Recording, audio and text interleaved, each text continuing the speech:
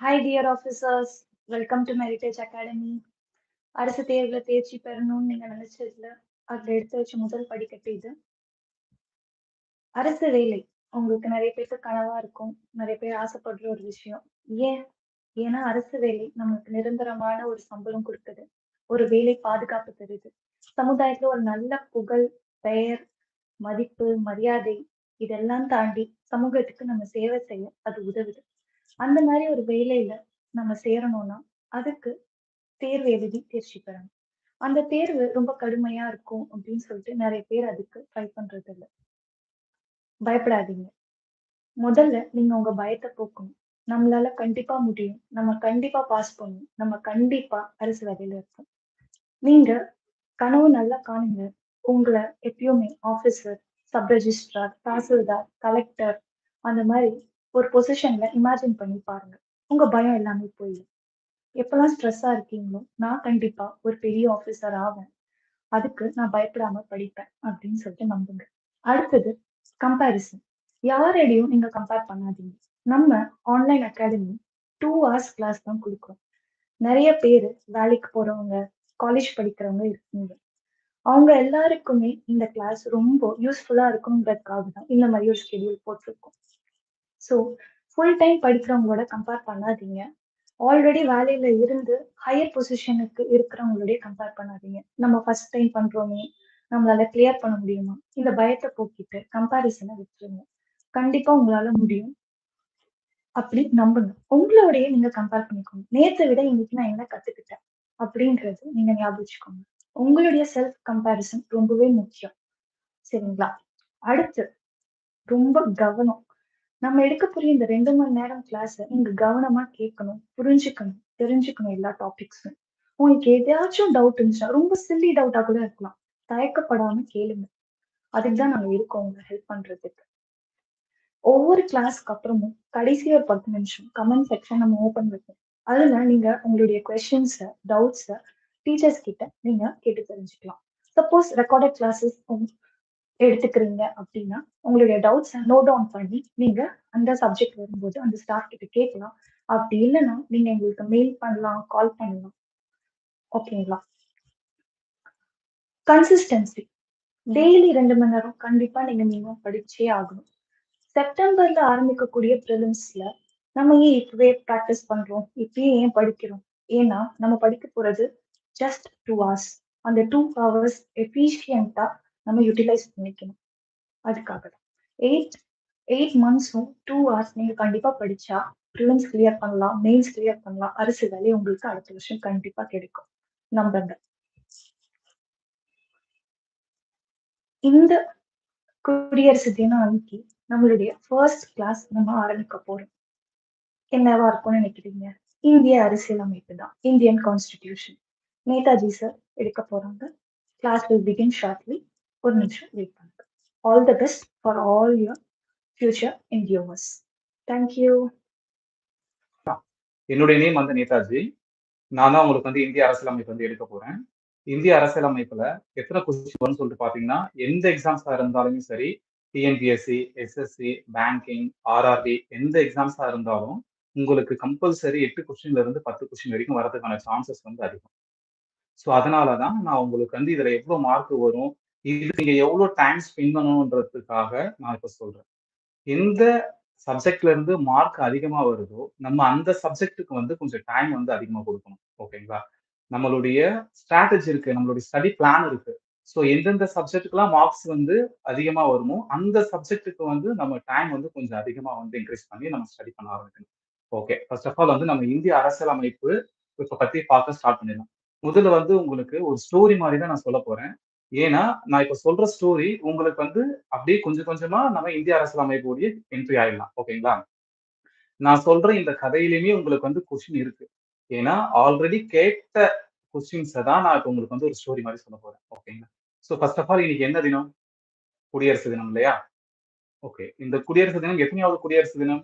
77வது குடியரசு தினம். சோ நம்ம எப்படி வந்து 77வது குடியரசு தினம்னு சொல்றோம்? எதனால நம்ம எத பயன்படுத்தி நம்ம வந்து இத குடியரசு தினமா கொண்டாடிட்டு வரோம்? அப்படின்னா, நமது அரசியல் அமைப்பு நடைமுறைக்கு வந்த நாள தான் நம்ம குடியரசு தினமா கொண்டாடிட்டு வரோம். அப்போ நமது அரசியலமைப்பு வந்து எப்போ நடைமுறைக்கு வந்துச்சு அப்படின்னா, உங்களுக்கு நான் ஜஸ்ட் பென்ல வந்து எழுதி காமிக்கிறேன்.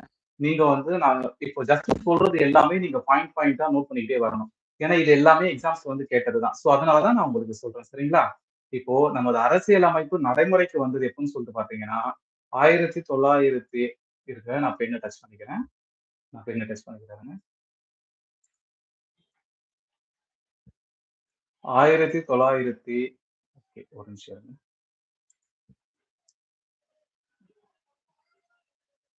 ஓகே. நம்ம இந்திய அரசியலமைப்பு நடைமுறைக்கு வந்த நாள் எப்பன்னு சொல்லிட்டு பார்த்தீங்கன்னா, 1950 ஜனவரி மாதம் 26ஆம் தேதி தான் நமது அரசியலமைப்பு நடைமுறைக்கு வந்தது.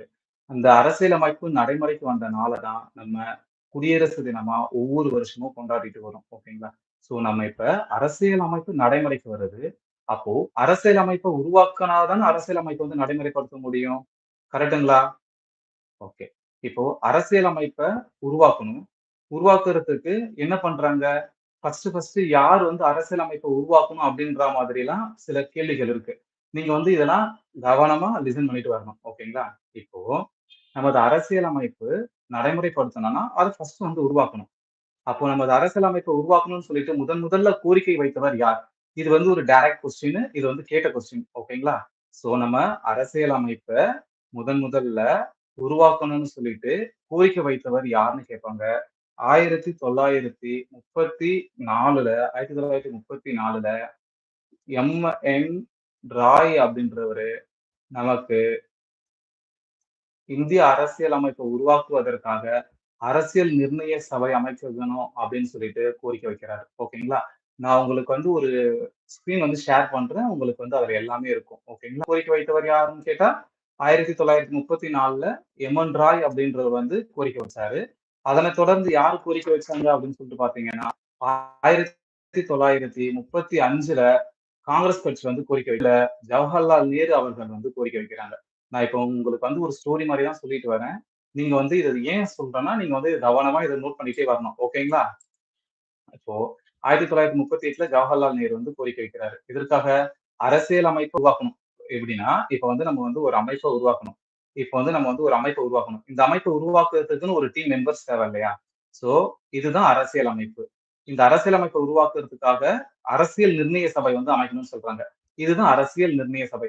ஓகே. இதுல தான் டீம் மெம்பர்ஸ் இருக்காங்க. இந்த அரசியல் நிர்ணய சபை அமைக்கணும்னு சொல்லிட்டு ஃபர்ஸ்ட் கோரிக்கை வச்சவர் யாருன்னு கேட்பாங்க. 1934ல எம்.என். ராய் அவர்கள் வந்து முதல்ல கோரிக்கை வைக்கிறாங்க. இதெல்லாம் வந்து நீங்க ஜஸ்ட் சைடுல வந்து இன்ச் மாரி கொண்டுட்டு வந்துன்னே இருக்கணும். ஓகேங்களா?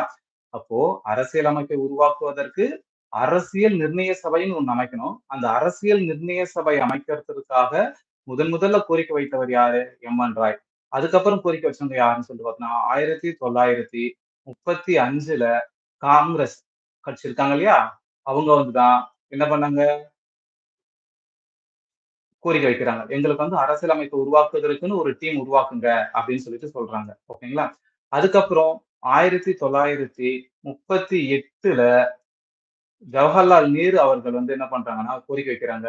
என்னன்னு சொல்லிட்டு, அரசியலமைப்பை உருவாக்குவதற்கு அரசியல் நிர்ணய சபை அமைக்கணும் அப்படின்னு சொல்லிட்டு கோரிக்கை வைக்கிறாங்க. இப்போ இதுல நான் சொன்ன பாயிண்ட்ஸ்ல இருந்து உங்களுக்கு கொஸ்டின் எப்படி ஃப்ரேம் பண்ணுவாங்க அப்படின்னா, நல்லா நோட் பண்ணிக்கங்க. முதலில் அரசியல் அமைப்பை உருவாக்குவதற்கு அரசியல் நிர்ணய சபை. நல்லா ஞாபகம் வச்சுக்கணும். இந்த அரசியல் அமைப்பை உருவாக்குவதற்கு, இந்த அரசியல் நிர்ணய சபை அமைக்கணும். இந்த அரசியல் நிர்ணய சபை, அந்த டீம் மெம்பர்ஸ், அந்த குழு அமைக்கணும்னு சொல்லிட்டு, ஃபர்ஸ்ட் கோரிக்கை வச்சவங்க யாருன்னு கேட்பாங்க. 1934ல எம்.என். ராய் அவர்கள் வந்து கோரிக்கை வச்சாங்க. அதுக்கப்புறம் இன்னொரு கொஸ்டின் ஃப்ரேம் பண்ணாங்க. அப்போ அரசியல் அமைப்பை உருவாக்குவதற்கு அரசியல் நிர்ணய சபை அமைக்கணும்னு சொல்லிட்டு 2வதாக கோரிக்கை வச்சவங்க யாருன்னு சொல்லிட்டு பார்த்தீங்கன்னா, 1935ல காங்கிரஸ் டீம் வந்து கோரிக்கை வைக்கிறாங்க. நான் சொல்றத கவனமா சைட்ல இன்ச் மாரி எடுத்துட்டு வாங்க. உங்களுக்கு கிளாஸ் முடிவுல உங்களுக்கான பிடிஎஃப் வந்து நான் உங்களுக்கு ஷேர் பண்ணிருவேன். சரிங்களா? அதே போல ஏன்னா சம் கொஸ்டின்ஸ் வந்து பிடிஎஃப்ல இருக்காது. சோ அதனால தான் நான் சொல்லும்போது அத பாயிண்ட்ஸா வந்து நீங்க நோட்ல எடுத்துக்கங்க அப்படின்னு சொல்லி வரேன். ஓகேங்களா? அதே போல அரசியல் அமைப்பை உருவாக்குவதற்கு அரசியல் நிர்ணய சபை வேணும். அந்த சபை அமைக்க 3வது கோரிக்கை வைத்தவர் யாருன்னா, 1938ல ஜவஹர்லால் நேரு அவங்க வந்து கோரிக்கை வைக்கிறாங்க. ஆனா அப்பயே அரசியலமைப்பை உருவாக்குவதற்கு அதிகாரம் குடுக்கல. ஓகேங்களா?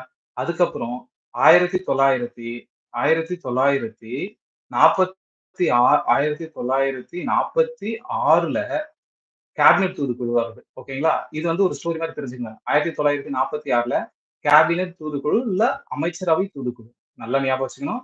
1946 கேபினெட் தூதுக்குழு, கேபினெட் தூதுக்குழு அல்லது அமைச்சரவை தூதுக்குழு. அமைச்சரவை தூதுக்குழு. ஓகேங்களா? கேபினெட் தூதுக்குழு அல்லது அமைச்சரவை தூதுக்குழு. எப்போ? 1946ல. இவங்க தான் என்ன பண்றாங்கன்னா, ஓகே, அரசியல் அமைப்பை உருவாக்குவதற்கு நீங்க அரசியல் அந்த நிர்ணய சபைய வந்து அமைச்சுக்கலாம் அப்படின்னு சொல்லிட்டு ஒரு அங்கீகாரம் குடுக்குறாங்க. அதன்படி என்ன பண்றாங்கன்னா, அரசியலமைப்பை உருவாக்குவதற்கு அரசியல் நிர்ணய சபை அமைச்சதற்காக 1946ல கேபினெட் தூதுக்குழு வந்து அங்கீகாரம் குடுத்துடுறாங்க. குடுத்த உடனே என்ன பண்றாங்க, அந்த அரசியல் நிர்ணய சபை வந்து அமைச்சிடுறாங்க. ஓகேங்களா? இப்போ அரசியல் நிர்ணய சபை வந்து அமைக்கிறாங்க. கரெக்ட்டுங்களா? இப்போ இந்த அரசியல் நிர்ணய சபையில எத்தன உறுப்பினர்கள் இருந்தாங்க அப்படின்றத வந்து தெரிஞ்சுக்கணும். எப்படி? அரசியல் நிர்ணய சபை அமைக்கிறாங்க. அரசியல் நிர்ணய சபையில எத்தன உறுப்பினர்கள் இருந்தாங்கன்றது நம்ம தெரிஞ்சுக்கணும். ஃபர்ஸ்ட் ஆஃப் ஆல் அரசியல் நிர்ணய சபையில 389 389 உறுப்பினர்கள் வந்து இருக்கிறாங்க. எதுல? உறுப்பினர்கள். நல்லா தெரிஞ்சுக்கணும். ஃபர்ஸ்ட் ஆஃப் ஆல் அரசியலமைப்பை உருவாக்குவதற்கு அரசியல் நிர்ணய சபை வந்து அமைக்கணும்னு சொல்லிட்டு கோரிக்கை வைக்கிறாங்க. கோரிக்கை வச்ச உடனே 1946 1946ல கேபினெட் தூதுக்குழு அல்லது அமைச்சரவை தூதுக்குழு இந்த 2 நேம்ல எப்படி வேணாலும் சொல்லுவாங்க. அவங்க தான் அரசியல் நிர்ணய சபைய அமைப்பதற்கு அங்கீகாரம் குடுக்குறாங்க.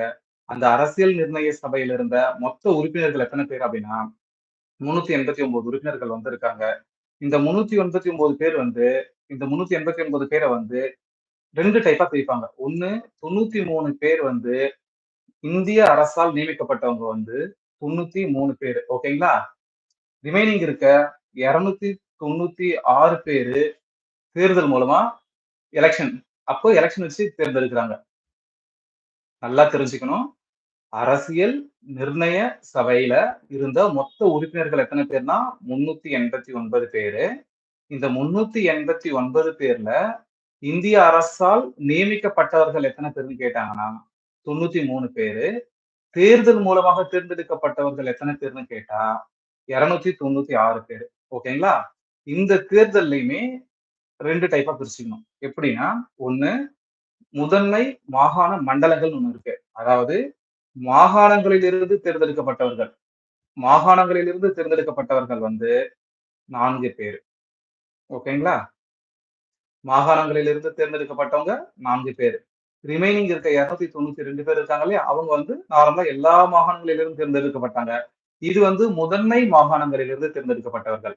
நல்லா ஞாபகம் வச்சுக்கணும். அரசியல் நிர்ணய சபையில் இருந்த மொத்த உறுப்பினர்கள் வந்து 389 பேரு. அதுல இந்த 93 பேர் இருக்காங்க இல்லையா? இந்த 93 பேர் வந்து இந்திய அரசால் நியமிக்கப்பட்டவர்கள். ரிமைனிங் இருக்காங்க இல்லையா? 296 பேரு. இந்த 296 பேருமே எலக்ஷன் மூலமா தான் தேர்ந்தெடுக்கிறாங்க. அந்த 296ல முதன்மை மாகாணங்கள்ல இருந்து 4 பேரும், ரிமைனிங் இருக்க 292 பேர் வந்து மற்ற மாகாணங்களில் இருந்தும் தேர்ந்தெடுக்கிறாங்க. இது வந்து நீங்க ரொம்ப இம்பார்ட்டன்ட்டா தெரிஞ்சுக்கணும். ஓகேங்களா? இப்போ இங்கிருந்து கொஸ்டின் எப்படி ஃப்ரேம் ஆகும் அப்படின்னு சொல்லிட்டு பார்த்தீங்கன்னா, அரசியலமைப்பை உருவாக்குவதற்கு அரசியல் நிர்ணய சபை அமைக்கப்பட்டது. அரசியல் நிர்ணய சபையில் இருந்த மொத்த உறுப்பினர்கள் எத்தனை அப்படின்னு கேள்வி கேட்பாங்க. 389 பேர் இருந்தாங்க. ஓகேங்களா? அதுல இந்திய அரசால் நியமிக்கப்பட்டவர்கள் எத்தன பேருன்னு கேட்பாங்க. 93 பேர் இருக்காங்க. தேர்தல் மூலமாக தேர்ந்தெடுக்கப்பட்டவர்கள். இது வந்து இந்த 93 பேர் வந்து நியமிக்கப்பட்டவர்கள். இந்த 296 பேர் வந்து தேர்தல் மூலம் தேர்ந்தெடுக்கப்பட்டவர்கள். நல்லா ஞாபகம் வச்சுக்கணும். இந்த தேர்தல்ல இருந்து 4 பேர் வந்து முதன்மை மாகாணங்களிலிருந்து தேர்ந்தெடுக்கப்பட்டவர்கள். இந்த 292 பேர் வந்து பாத்தீங்கன்னா, இந்த 292 பேர் வந்து மற்ற மாகாணங்களிலிருந்து தேர்ந்தெடுக்கப்பட்டவர்கள் தான். ஓகேங்களா? அப்படின்றத வந்து நீங்க தெரிஞ்சுக்கணும். So okay. இது வந்து கொஸ்டின் எக்ஸாம் பேட்டர்ன்ல இப்படிதான் கேட்பாங்க. அதேபோல இப்போ அரசியல் நிர்ணய சபை இருக்கு இல்லையா? இந்த அரசியல் நிர்ணய சபையில் உறுப்பினராக இல்லாதவர்கள் யாருன்னு கேட்பாங்க. நம்ம எல்லாருமே காந்தி, முகமது அலி ஜின்னா இவங்கலாம் வந்து ஃபேமஸ் லீடர். ஸோ கம்பல்சரி இவங்க எல்லாமே வந்து இந்த அரசியல் நிர்ணய சபையில இருப்பாங்க அப்படின்னு நினைப்போம். ஆனா அது தப்பு. அரசியல் நிர்ணய சபையில் இல்லாத முக்கியமான தலைவர்கள் வந்து யாருன்னு கேட்பாங்க. அதுல வந்து நீங்க கம்பல்சரி தெரிஞ்சுக்க வேண்டியது ஒண்ணு வந்து காந்தி. ஓகேங்களா? இன்னொன்னு வந்து ஜின்னா, முகமது அலி ஜின்னா. இவங்க 2 பேருமே வந்து அரசியல் நிர்ணய சபையில் உறுப்பினராக இல்லாமல் இருந்தவங்க. இவங்க வந்து மிகப்பெரிய லீடர் இல்லையா? சோ அதனாலதான் அவங்களுடைய பேர் வந்து நான் பாயிண்ட் அவுட் பண்ணி குடுத்திருக்கேன். ஓகேங்களா? அதே மாரி வந்து எக்ஸாம் பாயிண்ட் ஆஃப் வியூல பார்க்கும்போது, அரசியல் நிர்ணய சபையில இருந்த மொத்த பெண்கள் எத்தன பேர்ன்னு கேட்பாங்க. ஓகேங்களா? அரசியல் நிர்ணய சபையில இருந்த பெண் உறுப்பினர்கள் வந்து பெண்கள் வந்து எத்தன பேர்னா, பெண்கள் வந்து 15 பேர். நல்லா ஞாபகம் வச்சுக்கணும். அரசியல் நிர்ணய சபையில் இருந்த மொத்த உறுப்பினர்களில் பெண்கள் எத்தன பேருன்னு கேட்பாங்க. 15 பேருன்றது தெரிஞ்சுக்கணும். ஏன் நான் இவ்ளோ டெப்த்தா சொல்றேன்னா, நீங்க படிக்கும்போதே இந்த சின்ன சின்ன ஹிண்ட்ஸ் எல்லாம் எடுத்து வச்சுட்டு படிக்கும்போது, உங்களுக்கு ரொம்ப யூஸ்ஃபுல்லா இருக்கும். எக்ஸாம்ஸ்ல வந்து கொஸ்டின நீங்க பார்க்கும்போது. ஏன்னா உங்களுக்கு கொஸ்டின்ஸ் வந்து இப்படிதான் ஃப்ரேம் ஆகும். அரசியல் நிர்ணய சபையில் இருந்த 389 உறுப்பினர்களில் எத்தனை பேர் பெண்கள்? அப்படின்ற மாரி கேள்வி கேட்டா, இப்ப உங்களுக்கு தெரிஞ்சுச்சு இல்லையா? 15 பேர்ன்னு. சோ கொஸ்டின் வந்து இப்படிதான் ஃப்ரேம் ஆகும். சோ அதனால தான் உங்களுக்கு வந்து இத பத்தி சொல்லிட்டு வரேன். ஓகேங்களா? ஏன் நான் ஃபர்ஸ்ட் கிளாஸ்லயே இந்த இன்ட்ரோடக்ஷன் குடுத்துறேன்னா, ஏன்னா நமக்கு வந்து அரசியலமைப்பு எப்படி உருவாச்சுன்றது தெரியணும் இல்லையா? சோ இந்த ஃபார்மட்ல தான் உருவாச்சு அப்படின்றதுக்காக தான் உங்களுக்கு இத குடுத்துட்டு வரேன். இப்போ அரசியல் நிர்ணய சபையுடைய அரசியல் நிர்ணய சபையுடைய உறுப்பினர்கள பத்தி பார்த்துட்டோம்.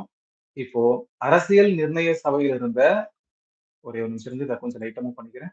ஓகேங்களா? ஓகே. இப்போ அரசியல் நிர்ணய சபையுடைய செயல்பாடுகள். அரசியல் நிர்ணய சபையில உறுப்பினர்கள்லாம் தேர்ந்தெடுத்தாங்க. அரசியல் நிர்ணய சபையுடைய முதல் கூட்டம். நல்லா ஞாபகம் வச்சுக்கங்க. அரசியல் நிர்ணய சபை. அரசியல் நிர்ணய சபையுடைய முதல் கூட்டம்.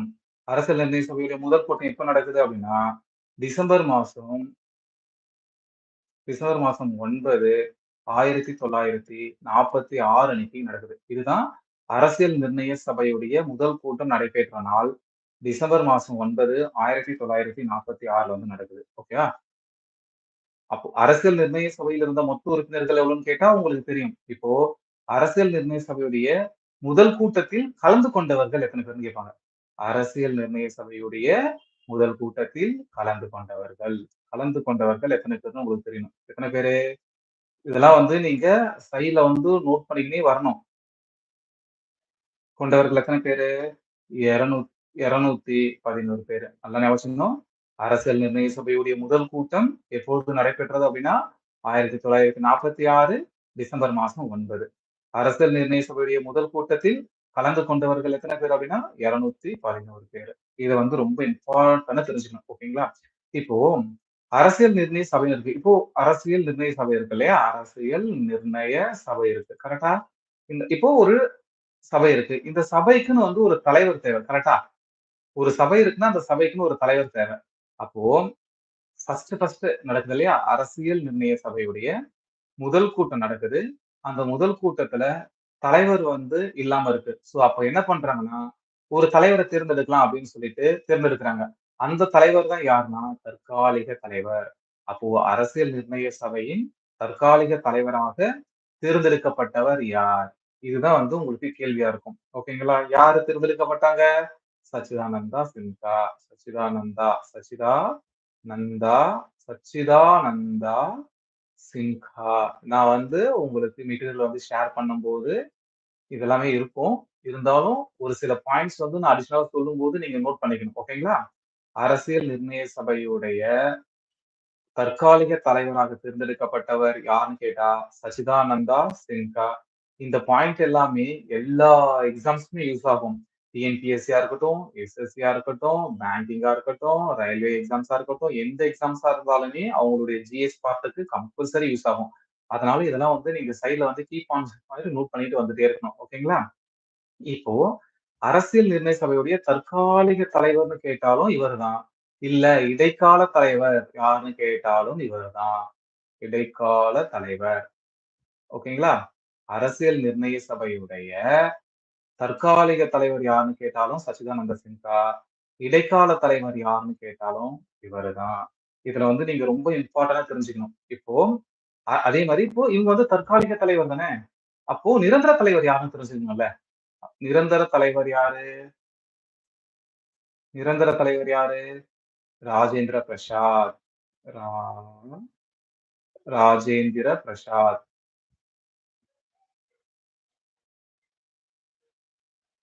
ஓகேங்களா? இது வந்து உங்களுக்கு கம்பல்சரி தெரியணும். அரசியல் நிர்ணய சபையுடைய தற்காலிக தலைவர் யாருன்னு கேட்டாலும், இல்ல இடைக்கால தலைவர் யாருன்னு கேட்டாலும், சச்சிதானந்த சின்ஹா அப்படின்னு சொல்லணும். இல்ல அரசியல் நிர்ணய சபையுடைய இப்ப நிரந்தர தலைவர் யாருன்னு கேட்டா, ராஜேந்திர பிரசாத் அவர்கள் வந்து அரசியல் நிர்ணய சபையுடைய நிரந்தர தலைவராக தேர்ந்தெடுக்கப்பட்டார். இப்ப தலைவர் இருக்காங்க இல்லையா? அப்ப தலைவர் இருந்தா யார் இருப்பா கூட? துணைத் தலைவர் இருப்பாங்க. அப்ப துணைத் தலைவர் யாருன்றத நம்ம பார்க்கணும் இல்லையா? அப்போ இங்க பாருங்க. அரசியல் நிர்ணய சபையுடைய துணைத் தலைவராக தேர்ந்தெடுக்கப்பட்டவர் யார் அப்படின்னு கேட்பாங்க. யாரு? ஹெச்-சி முகர்ஜி. இதெல்லாம் வந்து நீங்க கம்பல்சரி நோட் பண்ணிக்கணும். இதெல்லாம் வந்து எக்ஸாம் பாயிண்ட் ஆஃப் வியூல கேட்டுன்னே இருப்பாங்க. அரசியலமைப்பை உருவாக்குவதற்காக ஒரு சபை அமைச்சாங்க. அந்த சபையுடைய பேரு தான் அரசியல் நிர்ணய சபை. அரசியல் நிர்ணய சபையுடைய தற்காலிக தலைவராக யார் இருந்தாங்கன்னு பார்த்தோம். நிரந்தர தலைவராக யார் இருக்காங்கன்னு பார்த்துட்டு ராஜேந்திர பிரசாத் அவர்கள் இருந்தாங்கன்னு சொல்லிட்டு பார்த்தோம். இப்போ அதே அரசியல் நிர்ணய சபையுடைய தலைவர் இருந்தா துணைத் தலைவர் இருக்கணும் இல்லையா? அப்போ துணைத் தலைவர் அரசியல் நிர்ணய சபையின் துணைத் தலைவராக தேர்ந்தெடுக்கப்பட்டவங்க யாருன்னு சொல்லிட்டு பார்த்தீங்கன்னா, ஒண்ணு வந்து ஹெச்.சி. முகர்ஜி.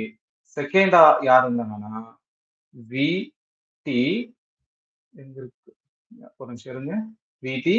கிருஷ்ணமாச்சாரியார். கி. ரு. இஷ். ந. மா. இப். சா. ரி.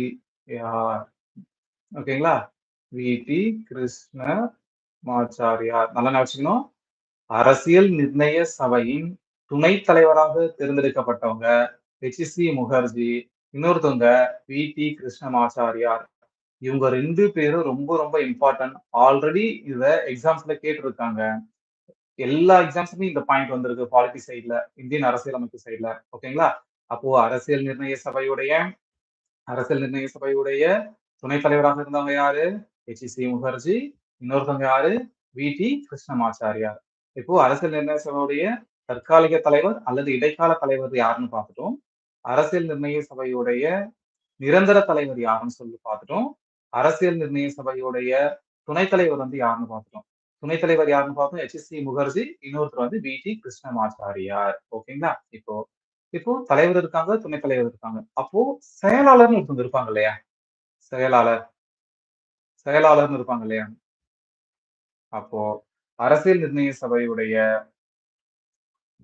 செயலாளராக இருந்தவர் யாருன்னா, சொல்லுங்க பார்ப்போம். வெனில் நரசிங் ராவ். வெனில் நரசிங் ராவ். வி.என். ராவ். ஓகேங்களா? அரசியல் நிர்ணய சபையுடைய செயலாளராக இருந்தவர் வி.என். ராவ் அல்லது வெனில் நரசிங் ராவ் அவர்கள் வந்து அரசியல் நிர்ணய சபையுடைய செயலாளராக இருந்திருக்காங்க. ஓகேங்களா? இப்போ அடுத்து நம்ம என்ன போக போறோம்னா, இப்போ இந்த பாயிண்ட் ஆஃப் வியூல நீங்க வந்து ரொம்ப இம்பார்ட்டன்ட்டா தெரிஞ்சுக்க வேண்டியது இந்த பாயிண்ட் ரொம்ப இம்பார்ட்டன்ட். அரசியல் நிர்ணய சபையுடைய செயலாளராக இருந்தவங்க யாரு அப்படின்னு சொல்லிட்டு. ஓகேங்களா? இதுவரைக்கும் புரிஞ்சுதா என்னென்ன சொன்னேன்னு சொல்லிட்டு? புரிஞ்சுதுன்னு சொன்னா எல்லாரும் ஒரு தம்ப் இம்ப்ரஷன் போடுங்க. ஓகே. இப்போ அரசியலமைப்பை உருவாக்கணும். அரசியலமைப்பை உருவாக்குவதற்காக ஒரு அரசியல் நிர்ணய சபை வேணும். இப்போ அந்த அரசியல் நிர்ணய சபையில வந்து எவ்வளவு உறுப்பினர்கள் இருக்காங்கன்னு சொல்லிட்டு பார்த்தோம். அந்த அரசியல் நிர்ணய சபையுடைய இடைக்கால தலைவராக இருந்தவர் யாருன்னு பார்த்தோம். நிரந்தர தலைவராக இருந்தவர் யாருன்னு பார்த்தோம். துணைத் தலைவர் வந்து யாருன்னு பார்த்தோம். செயலாளர் வந்து யாருன்னு பார்த்தோம். ஓகேங்களா? இப்போ இதுக்கு நடுவுல நீங்க கீ பாயிண்ட் மாதிரி ஒண்ணு தெரிஞ்சுக்கங்க. இது வந்து சைடுல ஒரு கோடு போட்டுருங்க. நோட்டுடைய ஒரு சைடுல ஒரு கோடு போட்டுக்கங்க. ஓகேங்களா? இப்போ குறிக்கோள் தீர்மானம்னு ஒண்ணு இருக்கு. Objective resolution. Objective objective resolution. இது வந்து ஒரு ஒரு பாயிண்ட். இப்ப ஞாபகம் வரும்போது அத சொல்லிர்றேன். Objective resolution. இது வந்து அடிஷனல் பாயிண்ட்ஸ், கீ பாயிண்ட்ஸ் ஞாபகம் வச்சுக்கங்க. அதாவது குறிக்கோள் தீர்மானம். குறிக்கோள் தீர்மானம். இது என்ன குறிக்கோள் தீர்மானம் அப்படின்னா, தீர்மானம். ஓகேங்களா? இது என்ன என்ன இது குறிக்கோள் தீர்மானம் அப்படின்னா, நமது இந்திய அரசியல் அமைப்புல முகவுரைன்னு ஒண்ணு இருக்கு.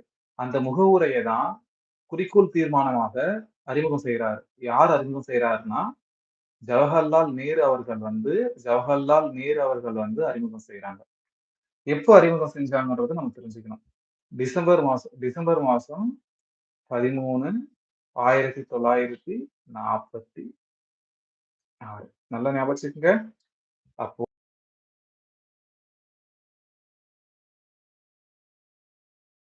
முகவுரையாக நமது இந்திய அரசியலமைப்புல வந்து வச்சிருக்காங்க. இது வந்து ரொம்ப இம்பார்ட்டன்ட்டா தெரிஞ்சுக்கணும். இது வந்து எக்ஸாம் பாயிண்ட் ஆஃப் வியூல இருந்து கேட்கிற கொஸ்டின். ஓகேங்களா? எப்படி கேட்பாங்கன்னா, நமது முகவுரை குறிக்கோள் தீர்மானமாக யார் அறிமுகம் செய்தார் அப்படின்னு கேட்பாங்க.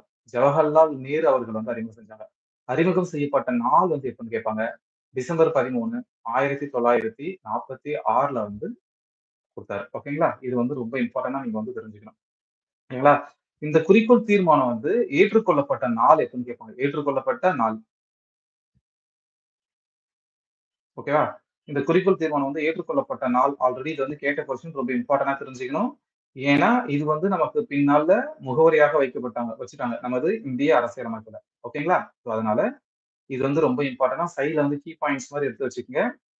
குறிக்கோள் தீர்மானம் ஏற்றுக்கொள்ளப்பட்ட நாள் ஜனவரி மாதம் ஜனவரி 22, 1947. ஓகேங்களா? யாரால் ஏற்றுக்கொள்ளப்பட்டது? சொல்லுங்க. அரசியல் நிர்ணய சபை. ஓகேங்களா? அரசியல் நிர்ணய சபை. புரிஞ்சுதுங்களா? அப்போ நீங்க இம்பார்ட்டன்ட்டா இப்ப என்னென்ன தெரிஞ்சுன்னு இருக்கிறீங்க? அரசியலமைப்ப உருவாக்குவதற்காக அரசியல் நிர்ணய சபை அமைச்சத பத்தி சொல்லியிருக்கேன். அதனுடைய தலைவர், துணைத் தலைவர், செயலாளர் அவங்கள பத்தி சொல்லியிருக்கேன். இதுல வந்து சைடுல வந்து ஒரு கீ பாயிண்ட்ஸ் மாரி சொல்லியிருக்கேன். இது வந்து அப்ஜெக்டிவ் ரிசல்யூஷன். அப்ஜெக்டிவ் ரிசல்யூஷன்னா என்னன்னு சொல்லியிருக்கேன். பின்னால இது ப்ரீஹம்பிள் அதாவது முகவுரையாக நமது அரசியலமைப்புல வந்து வச்சிருக்காங்கன்னு சொல்லியிருக்கேன். ஓகேங்களா? இப்போ இந்த அப்ஜெக்டிவ் ரெசல்யூஷன வந்து கொடுத்தது யாருன்னு கேட்பாங்க. ஜவஹர்லால் நேருன்னு சொல்லியிருக்கேன். எப்போ இத குடுத்தாரு அப்படின்னு சொல்லிட்டு பார்த்தீங்கன்னா, டிசம்பர் மாசம் 13, 1946ல வந்து குடுத்தாருன்னு சொல்லியிருக்கேன். கரெக்ட்டுங்களா? இப்போ இந்த குறிக்கோள் தீர்மானம் வந்து அவரு அறிமுகம் செஞ்ச நாளை வந்து ஏற்றுக்குனாங்களா அப்படின்னு பார்த்தீங்கன்னா, கிடையாது. எப்ப ஏத்துக்குனாங்க? ஏற்றுக்கொள்ளப்பட்ட நாள் எப்ப? ஜனவரி மாதம் 22, 1947. இந்த குறிக்கோள் தீர்மானம் வந்து யாரால் ஏற்றுக்கொள்ளப்பட்டது? சொல்லுங்க யாரால் ஏற்றுக்கொள்ளப்பட்டது? அரசியல் நிர்ணய சபையால் ஏற்றுக்கொள்ளப்பட்டது. ஓகேங்களா? இதுவரைக்கும் நீங்க ரொம்ப ரொம்ப இம்பார்ட்டன்ட்டா இந்த பாயிண்ட்ட தெரிஞ்சு வச்சுக்கணும். ஏன் சொல்றேன்னா, இது வந்து எக்ஸாம் பாயிண்ட் ஆஃப் வியூல வந்து கேட்கிற கொஸ்டின் மறந்துறக்கூடாது. சொல்லிட்டேன். ஓகேங்களா? கொஞ்சம் மூவ் பண்ணிக்கலாம் இருங்க. கொஞ்சம் மேல தள்ளிக்கலாமா?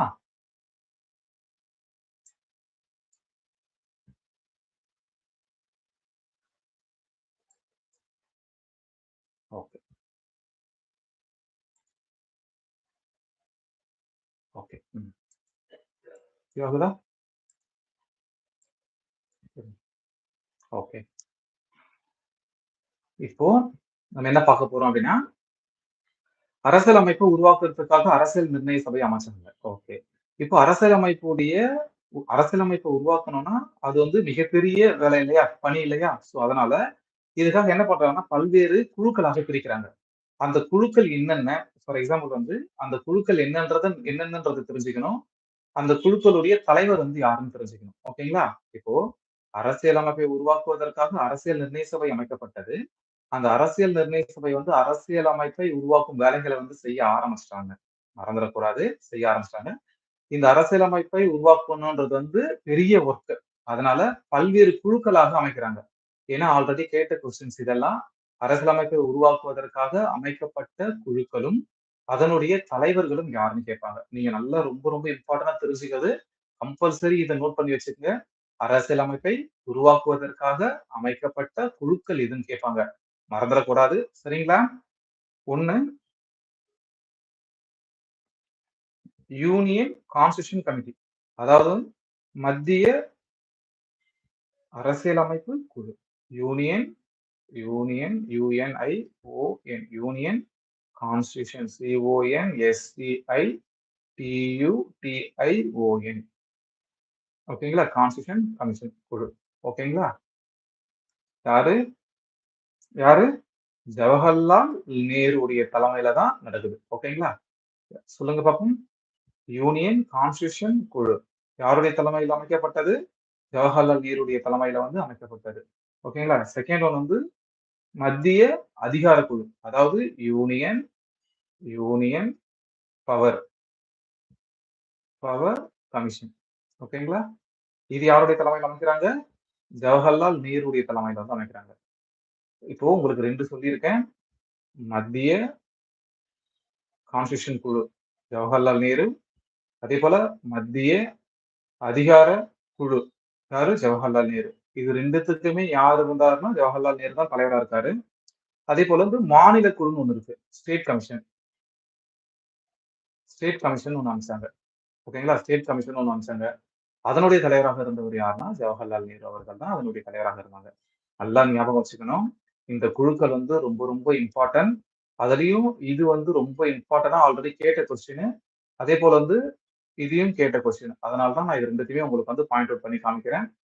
மத்திய அதிகார குழுவின் தலைவராக இருந்தவர் யாரு? ஜவஹர்லால் நேரு. அதே போல வந்து மாநிலங்களுக்கான குழுவுடைய தலைவராக இருந்தவர் யாருன்னு கேட்பாங்க? ஜவஹர்லால் நேரு. அதுக்கப்புறம் வந்து fundamental rights committee. Fundamental FOUNDAMENTAL fundamental rights RIGHT rights commission. ஓகேங்களா? Fundamental rights commission. Fundamental rights கமிஷனுடைய தலைவராக இருந்தவர் யாரு? வல்லபாய் பட்டேல். யாரு? வல்லபாய் பட்டேல். இந்தியாவின் இருதும்பு மனிதன் என அழைக்கப்பட்டவர் யாரு? வல்லபாய் பட்டேல். நல்லா ஞாபகம் வச்சுக்கணும். ஓகேங்களா?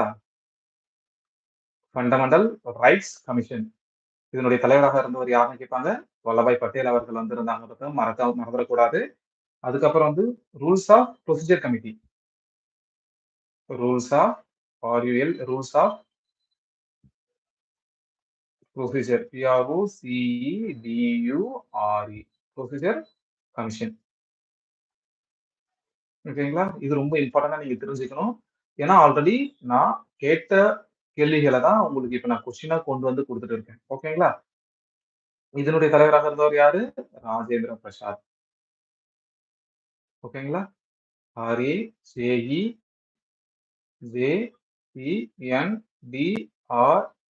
ராஜேந்திர பிரசாத். PRASAT. நல்லா ஞாபகம் வச்சுக்கங்க.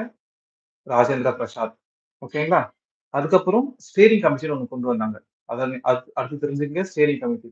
யாரு? Steering committee. ஸ்டேரிங் கமிட்டியுடைய தலைவராக இருந்தவர் வந்து யாருன்னு கேட்பாங்க? மறந்துடக்கூடாது. யாரு? ஸ்டேரிங் கமிட்டியுடைய தலைவர் வந்து ராஜேந்திர பிரசாத். ஓகேவா? மறந்துடுவீங்களா? மறக்கக்கூடாது. அதுக்கு தான் நான் திருப்பி திருப்பி சொல்லிட்டு இருக்கேன். ஏன்னா இதெல்லாம் வந்து எக்ஸாம் பாயிண்ட் ஆஃப் வியூல கேட்ட கேள்விகள். மறக்காம நீங்க எழுதிக்கணுன்றதுக்காக தான் நான் சொல்லிட்டு இருக்கேன். சரிங்களா? அதுக்கப்புறம் யார இப்ப பார்க்க போறோம்னா, நம்ம steering committee. STEPRING steering commission. Actually உங்களுக்கு இதெல்லாம் புதுசா கேட்கறதுக்கு வந்து ரொம்ப வேகா இருக்க மாதிரி ஃபீல் ஆகும். பட் ஆனா நீங்க என்ன பண்ணணும், இத நோட் பண்ணி வச்சுட்டு போக போக போக போக இதுதானா அப்படின்ற அளவுக்கு உங்களுக்கு இது ரொம்ப யூஸ்ஃபுல்லா இருக்கும். ஓகேங்களா? ஸ்டேரிங் கமிஷன் யாரு? Steering commission RAJENDRA Rajendra Prasad. PRASAT Rajendra Prasad. மறந்துட மாட்டீங்கல்ல? நான் திருப்பி திருப்பி சொல்றது அதுக்கு தான். வழிகாட்டு குழுவுடைய தலைவராக இருந்தவர் இதுதான். ஸ்டேரிங்னா என்னன்னா வழிகாட்டு. வழிகாட்டு குழுவின் தலைவராக இருந்தவர் யாருன்னு கேட்பாங்க? ராஜேந்திர பிரசாத் அவர்கள் இருந்தாங்கன்றது ரொம்ப தெரிஞ்சுக்கணும். இப்ப ரொம்ப ரொம்ப இம்பார்ட்டன்டா தெரிஞ்சுக்க வேண்டியது டிராஃப்டிங். டிராஃப்டிங்னா என்ன? வரைவு. Drafting committee. டிராஃப்டிங் கமிட்டியுடைய தலைவராக இருந்தவர் யாருன்னு கேட்பாங்க. பி.ஆர். அம்பேத்கர். ஓகேங்களா? ரொம்ப ரொம்ப ரொம்ப ரொம்ப தெரிஞ்சுக்க வேண்டியது இதுதான். ஓகேங்களா? ஆல்ரெடி இதெல்லாமே கேட்ட கொஸ்டின்.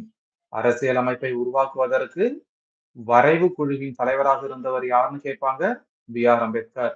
வரைவு குழு. நான் கீழ எழுதுறேன் பாருங்க. வரைவு குழு. வரைவு வரைவு குழு. நான் அதுதான் ரொம்ப பொறுமையா சொல்லிட்டு போறேன். நீங்க சைட்ல எல்லாம் நோட் பண்ணணும் அப்படின்றதுக்காக எல்லாரும் கட்டாயம் நோட் பண்ணுவீங்க அப்படின்னு நான் நம்புறேன். ஓகேங்களா? இப்போ வரைவு குழு இது ரொம்ப இம்பார்ட்டன்ட். ஏன்னா இவங்க தான் நமக்கு இந்திய அரசியல் அமைப்புக்கு என்னென்ன வேணும். பகுதிகள், விதிகள், அட்டவணைகள் எல்லாமே இருக்கு இல்லையா? இதெல்லாம் நம்ம போக போக பார்க்கலாம். ஸோ இது எல்லாத்தையுமே கொண்டு வந்தவங்க யாருன்னா வரைவு குழு. ஓகேங்களா? இப்போ வரைவு குழுனா என்ன? வரைவு குழுவுடைய தலைவர் பார்த்துட்டோம். இது என்னென்ன பண்ணாங்க? எப்ப இந்த வரைவு குழு அமைச்சாங்க? அப்படின்றத மட்டும் நம்ம இப்ப பார்ப்போம். ஓகேங்களா? இப்போ டிராஃப்டிங் கமிட்டினா என்ன? வரைவு குழு. அதாவது நமது இந்திய அரசியல் அமைப்பை உருவாக்குவதற்காக அமைக்கப்பட்ட குழுக்கள்ல வரைவு குழுன்றது வந்து ஒண்ணு. இந்த வரைவு குழு அதாவது டிராஃப்டிங் கமிட்டி. இந்த டிராஃப்டிங் கமிட்டி உடைய தலைவராக இருந்தவர் டாக்டர் பி.ஆர். அம்பேத்கர். ஓகேங்களா? இப்போ இந்த வரைவு குழு வந்து ரொம்ப இம்பார்ட்டன்ட்ன்றதுனால, இந்த வரைவு குழுவ பத்தி மட்டும் கொஞ்சம் அடிஷனலா பார்ப்போம். ஓகேங்களா? இப்போ இந்த வரைவு குழு அமைக்கப்பட்ட நாள் எப்பன்னு கேட்பாங்க. வரைவு குழு அமைக்கப்பட்ட நாள். வரைவு குழு அமைக்கப்பட்ட நாள் ஆகஸ்ட் மாசம் நல்லா ஞாபகம் வச்சுக்கணும். ஆகஸ்ட் 29, 1947. ஓகேங்களா? வரைகுழு அமைக்கப்பட்ட நாள் எப்ப? ஆகஸ்ட் மாசம் 29, 1947 1947. இந்த வரைவு குழுவுடைய தலைவராக இருந்தவர் யாருன்னு கேட்பாங்க. Doctor B R. அம்பேத்கர் அவர்கள் வந்து நமது வரைவு குழுவுடைய தலைவராக இருந்தாரு. ஓகேங்களா? இந்த வரைவு குழுவுடைய தலைவர். இந்த வரைவு குழுவுல சில உறுப்பினர்கள் இருந்தாங்க. அந்த உறுப்பினர்களுடைய பேர் வந்து நான் சொல்றேன். அத மட்டும் தெரிஞ்சுக்கங்க. இது வந்து உங்களுக்கு வர பிடிஎஃப்ல வந்து இருக்கும். ஓகேங்களா? கோபாலசாமி ஐயங்கார் அவர்கள் வந்து இருந்தாங்க. அல்லாதி கிருஷ்ணசாமி ஐயர் அப்படின்னு ஒருத்தர் இருந்தாரு. கே.எம். முன்ஷின்னு ஒருத்தர் இருந்தாரு. சையது முகமது சாதுல்லா அப்படின்னு ஒருத்தர் இருந்தாரு. என். மாதவராவ் அப்படின்னு ஒருத்தர் இருந்தாரு. பி.எல். மிட்டர் அப்படின்னு ஒருத்தர் இருந்தாரு. பி.பி. கெய்தான் அப்படின்னு ஒருத்தர் இருந்தாரு. வேணும்னா நீங்க நோட் பண்ணிக்கங்க. ஒரே ஃப்ளோவா இருக்கட்டும் அப்படின்றதுக்காக. ஓகேங்களா? இப்போ வரைக்குழுல இருந்த உறுப்பினர்களுடைய பேர்லாம் நான் இங்க எழுதுறேன். வேணும்னா நோட் பண்ணிக்கங்க. ஏன்னா இத நீங்க நோட் பண்ணி வச்சீங்கன்னா உங்களுக்கு வந்து ரொம்ப ஈஸியா இருக்கும். என் வரைக்குழு உறுப்பினர்களாக இருந்தவங்க யாரு? வரைவுக்குழுவுடைய தலைவர் வந்து டாக்டர் பி.ஆர். அம்பேத்கர். வரைவுக்குழுவுடைய உறுப்பினர்கள் வந்து யாருன்னா, 1 என். கோபாலசாமி. கோபாலசாமி கோபாலசாமி ஐயங்கர். ஐயங்கர். ஓகேங்களா? ஐயங்கர். ஐயங்கர் கோபாலசாமி ஐயங்கர் அவர்கள் வந்து இருந்தாங்க. 2வது யாருன்னு சொல்லி பார்த்தீங்கன்னா, அல்லாதி கிருஷ்ணசாமி ஐயர். அல்லாதி அல்லாதி கிருஷ்ணசாமி ஐயர். நான் உங்களுக்கு ரொம்ப பொறுமையா சொல்லிட்டு போறேன்னு நினைக்காதீங்க. ஏன்னா இதெல்லாம் வந்து ரொம்ப கொஸ்டின் வர ஏரியா. அதனால தான் உங்களுக்கு வந்து நான் ரொம்ப பொறுமையா சொல்லிட்டு போறேன். ஓகேங்களா? அல்லாதி கிருஷ்ணசாமி ஐயர். இதெல்லாம் ரொம்ப இம்பார்ட்டன்ட் நீங்க தெரிஞ்சுக்க வேண்டியது. அடுத்து யாருன்னு சொல்லிட்டு பார்த்தீங்கன்னா, கே.எம். முன்ஷி. கே.எம். அதுக்கப்புறம் யாருன்னா, சையத் முகமது சாதுல்லா. சையத் முகமது சையத் முகமது சாதுல்லா. சாதுல்லா. இதெல்லாம் வந்து நான் ரொம்ப பொறுமையா சொல்லிட்டு போறேன்னு நினைக்கக் கூடாது. இதெல்லாம் கொஸ்டின் வர ஏரியான்றதுனால தான் நான் உங்களுக்கு ரொம்ப பொறுமையா சொல்லிட்டு போறேன். நோட் பண்ணிக்கங்க. என். மாதவராவ். த வ ரா இவ். என். மாதவராவ். அடுத்தது பி.எல். மிட்டர். மீ மிட்டர். மிட்டர்ன்னு சொல்லுவாங்க. சம்டைம்ஸ் வந்து மித்தர்ன்னு சொல்லுவாங்க. அத நீங்க பார்த்துக்கணும். ஓகேங்களா? மித்தர்ன்னு சொல்லுவாங்க. சம்டைம்ஸ் வந்து மித்தர் அப்படின்னு சொல்லுவாங்க. அத நீங்க தெரிஞ்சுக்கணும். ஓகேங்களா? அதுக்கப்புறம் வந்து இன்னொருத்தர் இருக்காரு. அவரு வந்து யாருன்னா, டி.பி. கெய்தான்.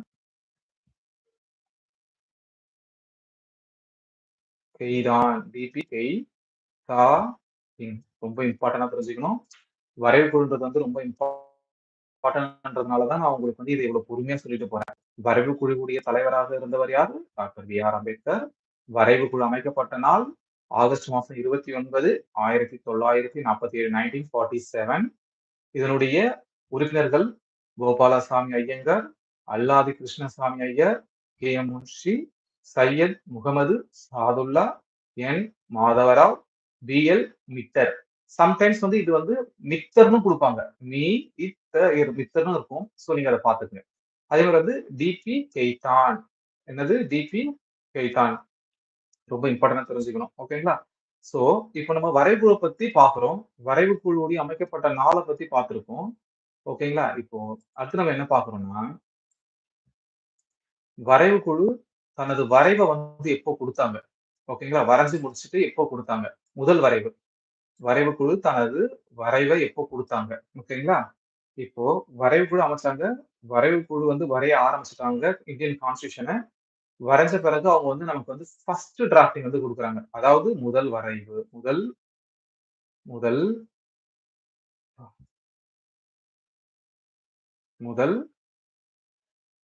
வரைவு. வருதுங்களா பாருங்க.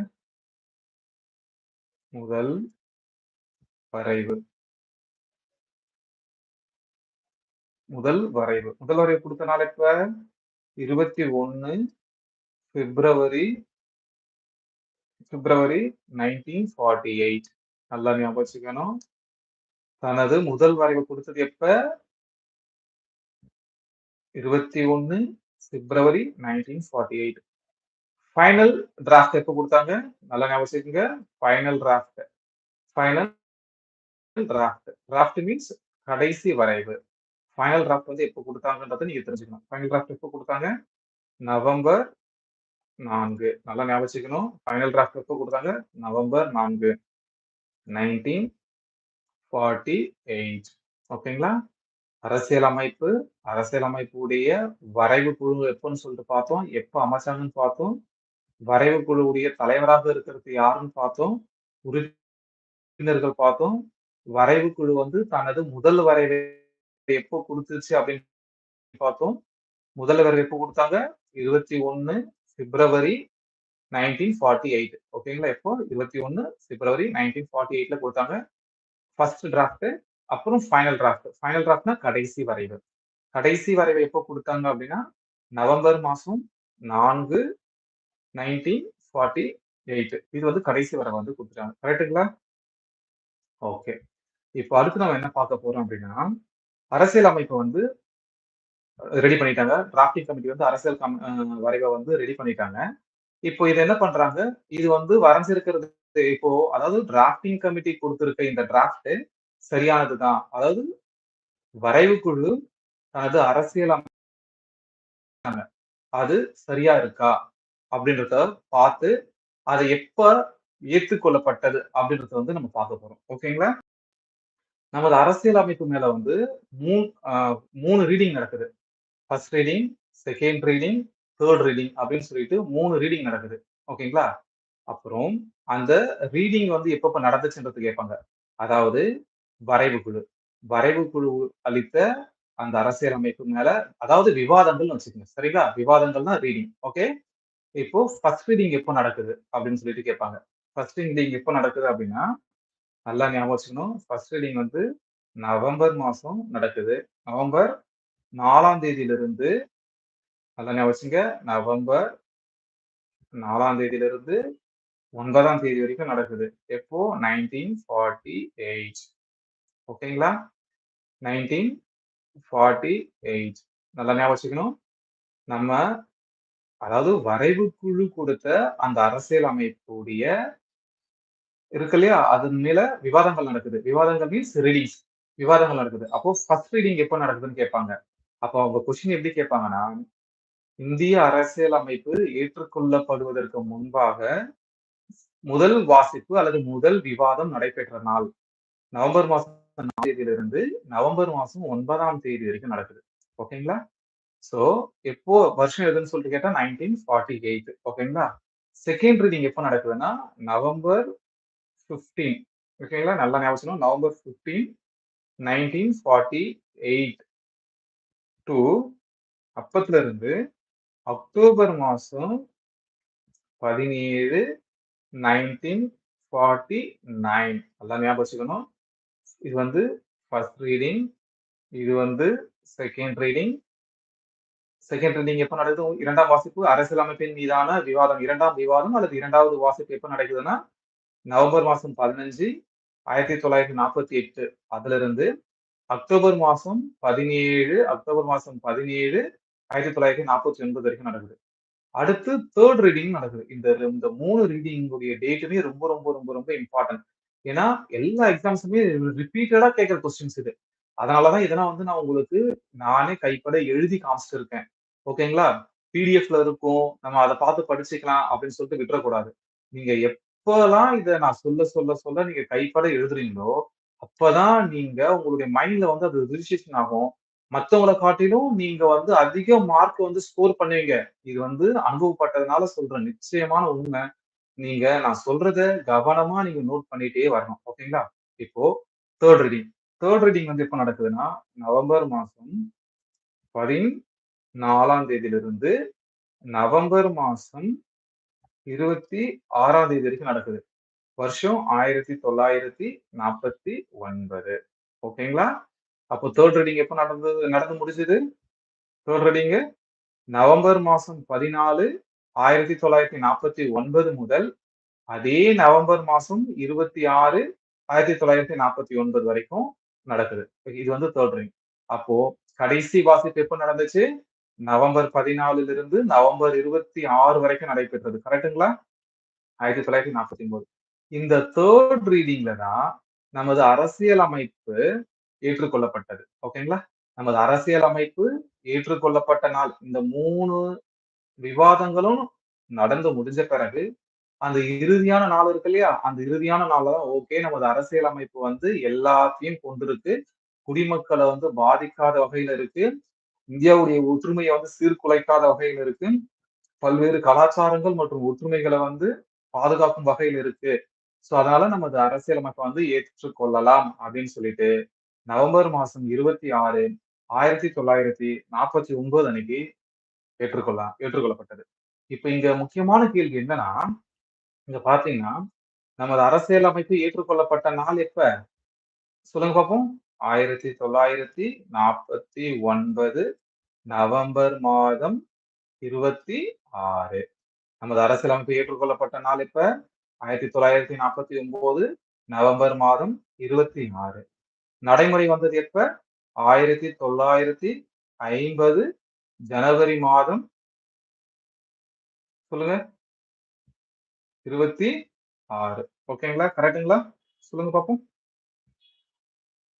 கரெக்ட்டுங்களா?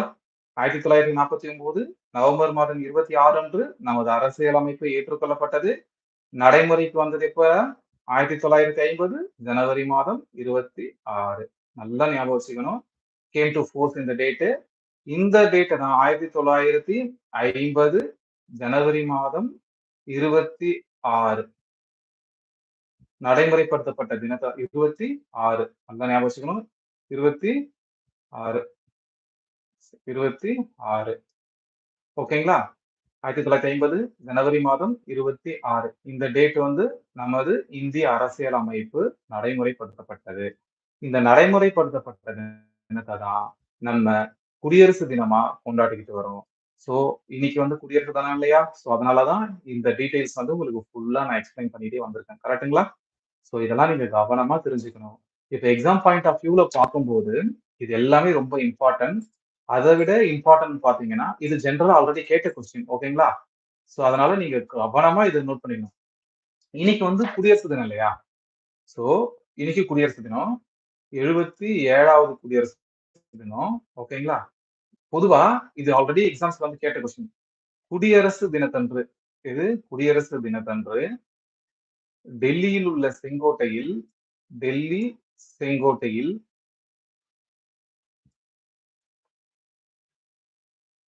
டெல்லியில் உள்ள செங்கோட்டையில் நல்லா ஞாபகம் வச்சுக்க. டெல்லியில் உள்ள செங்கோட்டையில் கொடி வந்து யார் ஏற்றுவா அப்படின்னு சொல்லிட்டு கேட்பாங்க. குடியரசு தினத்தன்று டெல்லியில் உள்ள செங்கோட்டையில் கொடியை வந்து யாரு ஏத்துவா அப்படின்னு சொல்லிட்டு கேட்டாங்கன்னா யார் பண்ணுவானா குடியரசு தலைவர். ஓகேங்களா? அதே போல அதே போல சுதந்திர தினத்தன்று டெல்லியில் உள்ள செங்கோட்டையில யாரு கொடியேத்துவா அப்படின்னா பிரதமர். இது ஆல்ரெடி குரூப் 2ல கேட்ட கொஸ்டின்.